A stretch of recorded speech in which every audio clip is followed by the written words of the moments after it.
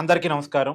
నిన్న మాజీ మంత్రి, వైసీపీ కీలక నేత, మండలిలో ప్రతిపక్ష నాయకుడు బొత్స సత్యనారాయణ గారు కన్నీరు పెట్టుకున్నారు. ఆ కన్నీరు మీద రకరకాల చర్చలు, ఊహాగానాలు నడుస్తున్నాయి. ఈ కన్నీరుకి కారణం ఏంటి అని. ఒక 2 కారణాలు అయి ఉండొచ్చు. ఒకటి, రాజశేఖర రెడ్డి మరణం మీద మాట్లాడుతున్న సమయంలో ఆనాటి సంఘటన గుర్తొచ్చి ఏడుపు వచ్చి ఉండవచ్చు. రాజశేఖర రెడ్డి గారు గుర్తొచ్చి, రాజశేఖర రెడ్డి గారు మరణించిన సంఘటన గుర్తొచ్చి ఏడుపు వచ్చి ఉండొచ్చు. రెండోది, చాలా మందికి ఉన్నటువంటి అనుమానం ఏంటంటే, గొడ్డలి పోటు మీద భయంతో బొత్స సత్యనారాయణ గారు ఏడుస్తున్నారా? ఈ గొడ్డలి పోటు భయం ఏంటి అనేది మాట్లాడుకోవాలంటే అసలు జరిగిన అన్ని సంఘటనలు మీకు గుర్తు చేయాలి. నేను బొత్స గారు ఏడవటానికంటే ముందు ప్రస్తుత మంత్రి అచ్చెన్నాయుడు గారు ప్రెస్ మీట్ పెట్టి వైఎస్ రాజశేఖర రెడ్డి గారి మరణం వెనకాల జగన్మోహన్ రెడ్డి గారి హస్తం ఉందేమో అనే అనుమానాన్ని గతంలో బొత్స సత్యనారాయణ గారే లేవనెత్తారు అని అన్నారు. నిజానికి రాజశేఖర రెడ్డి గారు మరణించినప్పుడు వైఎస్ జగన్ ఆంధ్రప్రదేశ్లో లేడు. హైదరాబాద్లో కానీ, ఈవెన్ దో రాజశేఖర రెడ్డి గారి హెలికాప్టర్ ప్రమాదం జరిగిన కర్నూలు కూడా జగన్మోహన్ రెడ్డి గారు వెళ్ళలేదు. ఎందుకు వెళ్ళలేదు అని క్వశ్చన్ చేస్తూ ఆ రోజు జగన్ ముంబైలో ఉన్నాడని ప్రచారం జరిగింది. రాజశేఖర రెడ్డి గారి మరణం వెనకాల జగన్మోహన్ రెడ్డి హస్తం ఉంది అనేటువంటి అనుమానం కూడా అప్పట్లో బొత్స సత్యనారాయణ గారు చెప్పారు అనే విషయాన్ని అచ్చెన్నాయుడు గారు గుర్తు చేశారు. దానికి బొత్స గారు వివరణ ఇచ్చే క్రమంలో నిన్న ఏడిచారు. పోస్ట్మార్టం చేసి నేను నా భార్య ఝాన్సీ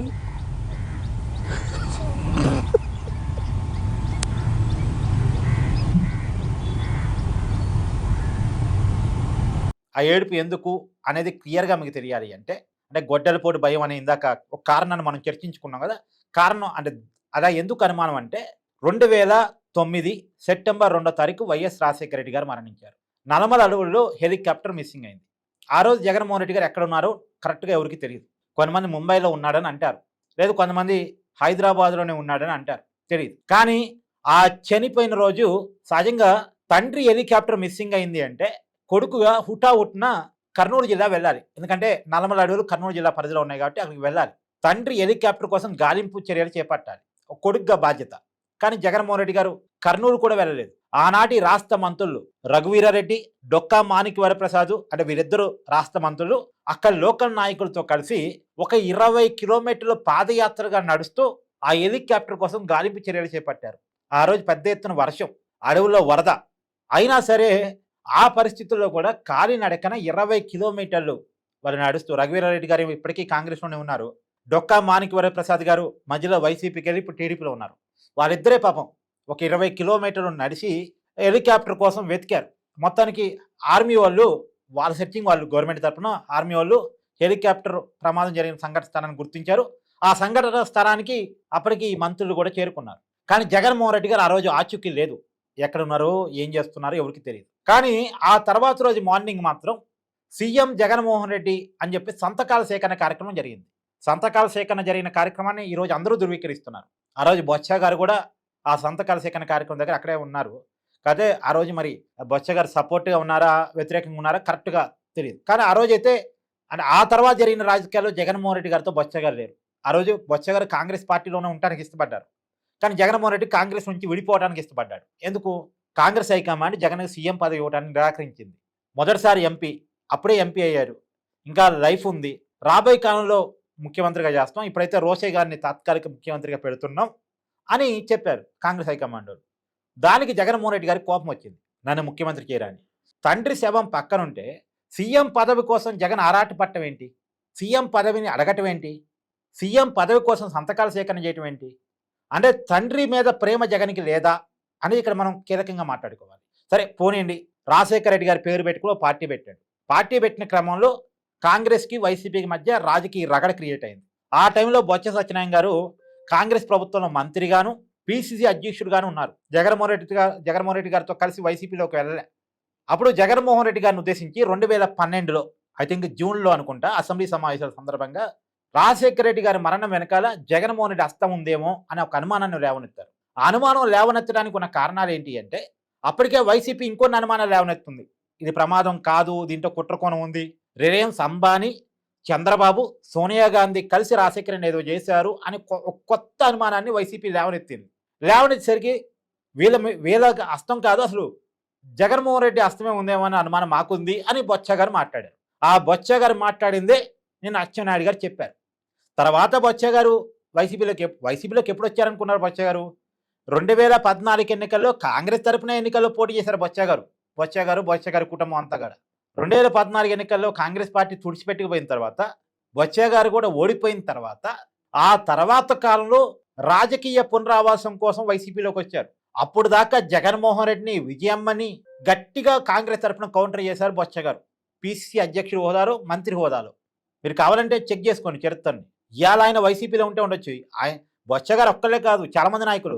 ధర్మానం గారు కూడా మొదట్లో జగన్ ఎన్ని మాట్లాడాలో అన్ని మాట్లాడినారు. జగన్ మీద అనేక అనుమానాలు లేవనెత్తారు. సరే, వాళ్ళు జగన్ మీద అనుమానాలు లేవనెత్తడం పక్కన పెట్టండి, వదిలేయండి.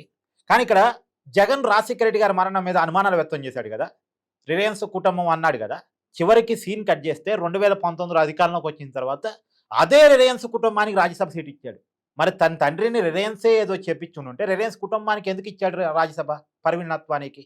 అసలు పర్వీన్ నత్వానికి జగన్కి ఏంటి సంబంధం? పర్వీన్ నత్వానికి వైసీపీకి ఏంటి సంబంధం? ఆయన తన తండ్రిని జగనే రిలయన్స్ కుటుంబం ద్వారా ఏమైనా చేపించాడా? చేపించినందుకు గిఫ్ట్గా రాజ్యసభ పదవిని ఇచ్చాడా? ఇక్కడ కీలకమైన అనుమానాన్ని మనం మాట్లాడుకోవాలి. అంటే ఆ రోజు రాజశేఖర రెడ్డి గారి పేరును వాడుకుని అయితే జగనన్న రాజన్న బిడ్డ అంటూ, రాజన్న వారసత్వాన్ని పుణికిపుచ్చుకున్నాడంటూ, రాజన్న ఆశయాల కోసం వైసీపీ పార్టీని నెలకొల్పానంటూ జనంలోకి వెళ్ళాడు. రాజశేఖర రెడ్డి గారి అభిమానులు కూడా పాపం ఆ రోజు జగన్ నమ్మారు. ఎందుకంటే ఆ రోజు విజయమ్మ, షర్మిలమ్మ అందరూ కూడా అవును నిజమే, రాజశేఖర రెడ్డి ఆశయాల కోసమే జగనన్న బయటకు వచ్చాడు అనేసరికి కుటుంబం అంతా చెప్తుంది కదా, రాజశేఖర రెడ్డి గారి భార్య చెప్తుంది, రాజశేఖర రెడ్డి గారి కూతురు చెప్తున్నారు అని చెప్పి జగన్ని నమ్మారు. జగన్ని ఓన్ చేసుకున్నారు. ఆ రోజు రాజశేఖర రెడ్డి ప్రేమలో నుంచి మిగతా అనుమానాలు ఏవి కనపడలే. ఆ రోజు రాజశేఖర రెడ్డి మీద ఉన్న ప్రేమ అట్లాంటిది. ఆ ప్రేమ వల్ల జగన్ని ఓన్ చేసుకున్నారు. 2014 ఎన్నికల్లో రాజశేఖర రెడ్డి ప్రేమ వల్ల 67 సీట్లు వైసీపీకి వచ్చినాయి. అధికారం రాలేదు కానీ 67 సీట్లు అయితే వచ్చినాయి. ఆ రోజు రాజశేఖర రెడ్డి గారి మరణాన్ని జగన్ సానుభూతిగా మార్చుకుని వాడుకునే ప్రయత్నం చేశాడు. అది ఒకటి. తర్వాత 2019 ఎన్నికల కంటే ముందు చిన్నాన వైఎస్ వివేకానంద రెడ్డి గారిని గొడ్డలి పోటుతోటి ఏం చేశారో మీకు తెలుసుగా. గొడ్డలి పోటు అనేది కూడా జగనే చెప్పాడు. గొడ్డలతోనే చేశారు అనేది నేను చెప్తున్న మాట కాదు, దాన్ని కూడా జగనే చెప్పాడు. మా చిన్నాన్ని గొడ్డలు తీసుకొని. ఆ రోజు కూడా చూడండి, నిజానికి తెల్లవారుజామున వివేకానంద రెడ్డి గారి మాట జరిగింది. తెల్లవారుజామున 2019 మార్చిలో తెల్లవారుజామున జరిగితే జగన్మోహన్ రెడ్డి గారు ఎప్పుడు వచ్చారు? ఈవినింగ్ వచ్చారు. హైదరాబాద్లోనే ఉన్నారు జగన్మోహన్ రెడ్డి గారు. జగన్మోహన్ రెడ్డి గారికి తెల్లవారుజామునే ఫోన్ కాల్ వచ్చింది, వివేకానంద రెడ్డి గారు మరణించారు అని. ఫోన్ కాల్ వచ్చిన విషయాన్ని ఆ రోజు జగన్మోహన్ రెడ్డి గారితో కలిసి మీటింగ్లో కూర్చున్న మాజీ ఐఏఎస్ అధికారి అజయ్ కల్లాం రెడ్డి గారు చెప్పారు. అంటే ఉదయం తెల్లవారుజాముకే జగన్కి తెలుసు వివేకానంద రెడ్డి గారు మరణించారని. సరే, ఆయనకి తెలియకపోయినా టీవీ ఛానల్లో బ్రేకింగ్ కూడా పడ్డాయిగా. సొంత బాబాయ్ చనిపోతే చెప్తారు ఖచ్చితంగా. సరే, తెల్లవారుజామునే అసలు ఆ ఫోన్ కాల్ మీద కూడా చాలా అనుమానాలు ఉన్నాయండి. తర్వాత అది సపరేట్గా మాట్లాడుకుందాం. కానీ ఈవినింగ్ వరకు వెళ్ళలే. మామూలుగా చిన్నాన్ని చనిపోతే హుట్టిని వెళ్తారు కదా, హుట్టిని కాదు కదా, చాలా నిదానంగా ఈవినింగ్ టైంలో జగన్మోహన్ రెడ్డి గారు వెళ్ళి ప్రెస్ మీట్ పెట్టారు. హైదరాబాద్ నుంచి కర్నూలుకి ఒక 3 గంటల జర్నీ పట్టింది, లేదు 4 గంటలు పట్టింది. ఎప్పుడో ఈవినింగ్కి వెళ్ళారు. ఎందుకు అంత లేట్ చేశారు? మన ఇళ్లలో మనకి చిన్నాన్న, పెద్దనాన్న, మన అంటే ఆ బాండింగ్ ఉన్న వాళ్ళు చనిపోతే మనం ఎంత స్పీడ్గా వెళ్ళిపోతాం ఇంట్లో బయలుదేరి కదా. కానీ జగన్మోహన్ రెడ్డి గారు ఎందుకు అంత నిరకరణ చేశారు? మళ్ళీ జగన్మోహన్ రెడ్డి కుటుంబానికి వివేకానంద రెడ్డి గారి బాండింగ్ ఇంకా చాలా పెద్దది. ఎందుకంటే ఉమ్మడి కుటుంబం రాజశేఖర రెడ్డి గారిది, వివేకానంద రెడ్డి గారిది. వాళ్ళు కలిసే ఉన్నారు. ఎప్పుడు వాళ్ళు వేరు అనుకోలే. విడిపోవటము, ఆస్తులు పంచిపో ఇది జరగలే అసలు జానికి పెద్దగా. వాళ్ళ మధ్య అంత అవినాభావ సంబంధం ఉంది. సో ఆ రోజు చిన్నాన్న విషయంలో కూడా గొడ్డల పోటు వెనకాల జగన్ పార్టీకి సంబంధించిన ఎంపీ అవినాష్ రెడ్డి పాత్ర ఉందని ఇప్పుడు సిబిఐ కేసులో ఉంది కదా, అది కూడా మనం చేస్తుంది కదా. అయితే ఇప్పుడు బొత్స గారు అంటే 2024 ఎన్నికల్లోనేమో ఆ గొడ్డల పోటు అంటే తండ్రి మరణమో చిన్నాన్న మరణమో లాగా ఉపయోగపడటాన్ని జగన్మోహన్ రెడ్డి గారికి ఏ మరణం లేదు. అందుకని 2024 ఎన్నికల్లో ఆయన పెద్ద గెలవలేదు. చూడండి, 2024 ఎన్నికల్లో కూడా మేబీ ఆ భయంతోనేమో విజయమ్మ అమెరికాలో కూర్చున్నారు. మేబీ తెలీదు, ఆ భయంతోనే అని చాలా మంది అంటారు. షర్మిలా గారి కొడుకు దగ్గరికి వెళ్ళిపోయారు అని చెప్పేసి అంటారు, మనవడి దగ్గరికి వెళ్ళిపోయారని. మొత్తానికి ఆ రోజైతే ఎన్నికల సమయంలో 2024 ఎన్నికల సమయంలో విజయమ్మ లేరు, భయంతో అమెరికా వెళ్ళినట్టున్నారు. ఎందుకంటే తండ్రి విషయంలో ఏం జరిగిందో, చిన్నాన్న విషయంలో ఏం జరిగిందో విజయమ్మకి దగ్గర నుంచి తెలుసు కాబట్టి తన విషయంలో కూడా ఏమైనా జరిగిద్దని భయం ఉందో ఏమో తెలియదు నాకు. అయితే ఆ ఎన్నికల సమయంలో బొత్స గారు నాకు తండ్రి సమానులు అని చెప్పేసి జగన్ గారు అంటాం. ఆ రోజు బొత్స గారు కన్నీరు పెట్టుకోవటం మీకు గుర్తుందా? 2024లో చీపురుపల్లిలో జరిగిన సభలో మాట్లాడారు జగన్ గారు. కాబట్టి ఇప్పుడు బొత్స గారికి ఆ మాట గుర్తుంటుంది. తండ్రి సమానుడు అన్నాడు, ఈసారి తల్లి చెల్లి దూరంగా ఉన్నారు, గొడ్డలపోటు వాళ్ళ మీద పోకపోవచ్చు, నా మీదకి ఏమైనా వస్తుందా?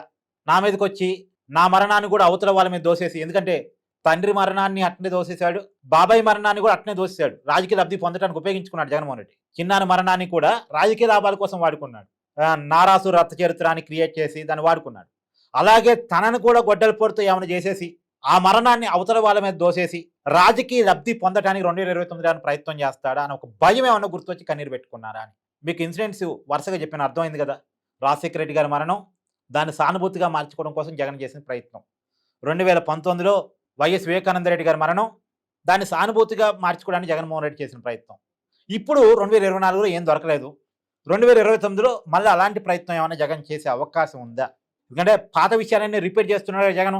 ఫేక్ ప్రచారాలు, పాదయాత్ర, అప్పట్లో చేసినట్టే మళ్ళీ పాదయాత్ర ఇవన్నీ చేస్తున్నాడు కాబట్టి మళ్ళీ పాత విషయాలు రిపీట్ చేసినట్టే ఈ గొడ్డలి పోటును కూడా రిపీట్ చేస్తాడా అనే ఒక భయంతో బొత్స గారు కన్నీరు పెట్టారా?